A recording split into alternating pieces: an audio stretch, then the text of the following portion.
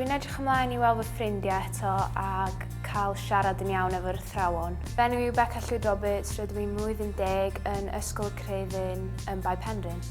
O adref dwi wedi bod yn gwneud gwaith maths, lot o wyddoniaeth, iaith, dwi wedi bod yn gwneud gwaith theori, ymarfer corff a gwaith theori dilyn y cynnyrch. Cyn mis Medi, dwi'n meddwl fydd o'n haws cael wyneb yn wyneb efo athrawon oherwydd maen nhw'n gallu egluro'r gwaith mewn mwy o fanylder ac fedrwn nhw helpu ni efo'r gwaith da ni ddim yn dallt. Dwi bendant yn meddwl fydd cymysgu'r gwaith yn yr ysgol ag ar-lein yn help yn y dyfodol oherwydd dwi'n teimlo dwi'n dallt yn well rwan y pethau ar-lein. Dwi'n meddwl fydd o'n helpu fi I fod yn fwy annibynnol a gallu gwneud y gwaith fy hun ac dwi wedi dysgu sut I rheoli amser yn well. Dwi'n teimlo'n hapus ac yn hyderus I adael I Beca fynd yn ôl i'r ysgol dydd nesaf. Mae Beca'n un sy'n hoffi ysgol, mae'n hoffi cymdeithasu, mae'n hoffi gwneud ei gwaith ysgol. Felly dwi'n teimlo mae di ffindio fo'n dipyn o her I drio gweithio'n annibynnol adra.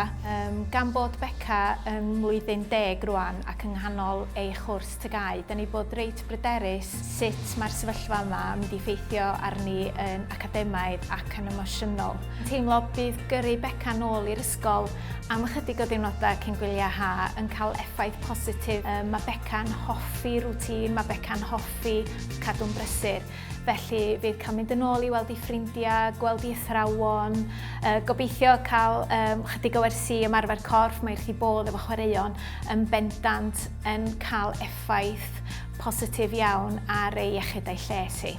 Yn amlwg, mae'r staff di gweithio'n tu hwnt o galed I wneud yn siŵr bod bob dim yn ei le, fel bod hi'n hollol saff yma pan mae'r disgyblion yn dychwelyd i'r ysgol dydd nesaf.